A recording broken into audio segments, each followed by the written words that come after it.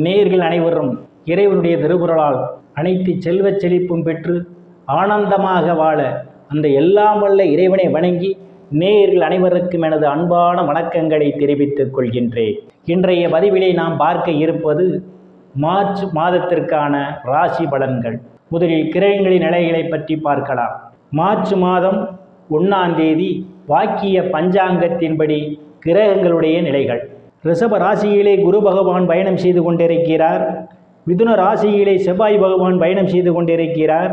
கன்னி ராசியிலே கேது பகவான் பயணம் செய்து கொண்டிருக்கிறார். கும்ப ராசியிலே சனி பகவானும் சூரிய பகவானும் பயணம் செய்து கொண்டிருக்கிறார்கள். மீன ராசியிலே ராகு பகவான், சுக்கிர பகவான், புதன் பகவான் 3 கிரகங்களும் பயணம் செய்து கொண்டிருக்கிறார்கள். இம்மாதம் 2 கிரகங்கள் இடப்பெயர்ச்சி ஆகின்றன.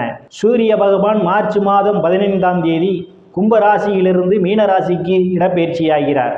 மார்ச் மாதம் 18ஆம் தேதி மீன ராசியில் இருக்கின்ற புதன் பகவான் வக்ர நிலையில் கும்ப ராசிக்கு இடப்பெயர்ச்சி ஆகிறார். நான் கூறக்கூடிய பலன்கள் அனைத்தும் வாக்கிய பஞ்சாங்கத்தின்படி கோச்சார ரீதியாக உலக மக்கள் அனைவருக்குமான பொது பலன்கள். உங்களுடைய சுய சாதகத்தில் கிரகங்கள் இருந்த நிலைமையும் தற்போது நடக்கக்கூடிய தசாபுத்தியும் கணக்கில் எடுத்துக்கொண்டு பலன்கள் எடுக்கும்போதுதான் துல்லியமான பலன்களை எடுக்க முடியும். உங்களுக்கு துல்லியமான பலன்கள் நீங்கள் தெரிந்து கொள்ள விரும்பினால் உங்களுடைய பெயர், பிறந்த தேதி, பிறந்த நேரம், பிறந்த ஊர் ஆகியவற்றை எனது வாட்ஸ்அப் எண்ணிற்கு அனுப்பி வைத்து பலன்களை தெரிந்து கொள்ளலாம், உரிய கட்டணம் செலுத்தி.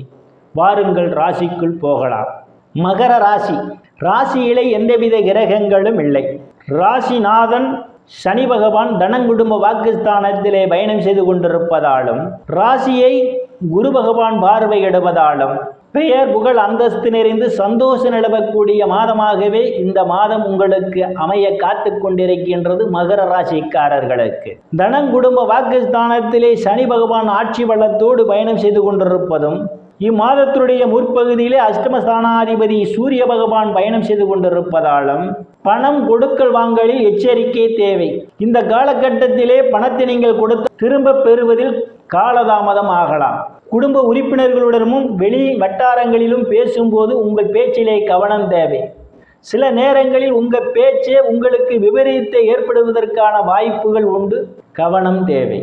தைரிய வீரியஸ்தானத்திலே சுக்கிர பகவான், புதன் பகவான், ராகு பகவான் பயணம் செய்து கொண்டிருப்பதால் தைரியமாக எதிரிகளை வெல்லக்கூடிய ஆற்றல் உங்களுக்கு உண்டு. சிறு குறு பயணங்களால் சிலருக்கு அனுகூலமான பலன்கள் உண்டு. இளைய சகோதர சகோதரிகள் மூலமாக சிலருக்கு பொருளாதாரம் மேம்படும். சுகஸ்தானத்திலே எந்தவித கிரகங்களும் இல்லை. சுகஸ்தானத்தை சனி பகவான் பார்வையிடுவதால் தாயாருடன் அனுசரித்து போவது நல்லது. தாய்க்கும் உங்களுக்கும் இடையே கருத்து மோதல்கள் ஏற்படுவதற்கான வாய்ப்புகள் உண்டு. பூமி, வீடு, வாகனம் வாங்கும் போது ஒன்றுக்கு பல முறை யோசித்து குடும்ப உறுப்பினருடன் கலந்து ஆலோசனை பெற்று வாங்குவதே மிகவும் சிறப்பாக இருக்கும். உறவினருடன் அனுசரித்து போவது நல்லது. இல்லையேல் உங்களுக்கும் அவர்களுக்கும் இடையே கருத்து மோதல்கள் ஏற்படுவதற்கான வாய்ப்புகளும் உண்டு. புத்திரஸ்தானத்திலே குரு பகவான் பயணம் செய்து கொண்டிருப்பதால் புத்திர பாக்கியம் எதிர்பார்த்து கொண்டிருப்பவர்களுக்கெல்லாம் புத்திர பாக்கியம் கிடைப்பதற்கான வாய்ப்புகள் உண்டு. சிலருக்கு புத்திரர்களுக்கு சுப நிகழ்ச்சிகள் நடத்துவதற்கான வாய்ப்புகள் தேடி வருகின்றது. காது குத்து, திருமணம் போன்ற சுப நிகழ்ச்சிகளை நடத்துவீர்கள். கலைத்துறையை சார்ந்தவர்களுக்கெல்லாம் புதிய வாய்ப்புகள் தேடி வரும். கலைத்துறையின் மூலமாக கூடுதலான வருவாயை காண முடியும். லாட்டரி, ரேஸ், குதிரை பந்தயம் மற்றும் சூதாட்டங்களில் ஈடுபடுபவர்களுக்கெல்லாம் இது ஒரு பொன்னான காலமாகும். கூடுதலான வருவாயை காண்பீர்கள். காதலர்களுக்கு பல்வேறு பிரச்சனைகளுக்கு மத்தியிலே உங்கள் காதல் திருமணம் நிறைவேறுவதற்கான வாய்ப்புகளும் உண்டு. சிலர் சாது சன்னியாசிகளை சந்திப்பீர்கள். அவருடைய ஆசியும் ஆசீர்வாதமும் உண்டு. ருணரோக சத்துரு ஸ்தானத்திலே செவ்வாய் பகவான் பயணம் செய்து கொண்டிருப்பதும் ருணரோக சத்துரு ஸ்தானாதிபதி புதன் பகவான் நீசமடைந்து தைரிய வீரியஸ்தானத்திலே பயணம் செய்து கொண்டிருப்பதாலும் கடன் பிரச்சனையால் அவதிப்படுவோரெல்லாம் கடனில் இருந்து மீள்வதற்கான வாய்ப்புகள் உண்டு. எதிரிகளால் இதுவரை இருந்து வந்த பிரச்சனைகள் தீர்ந்து எதிரிகளுடன் நல்ல நட்புணர்வு ஏற்படும்.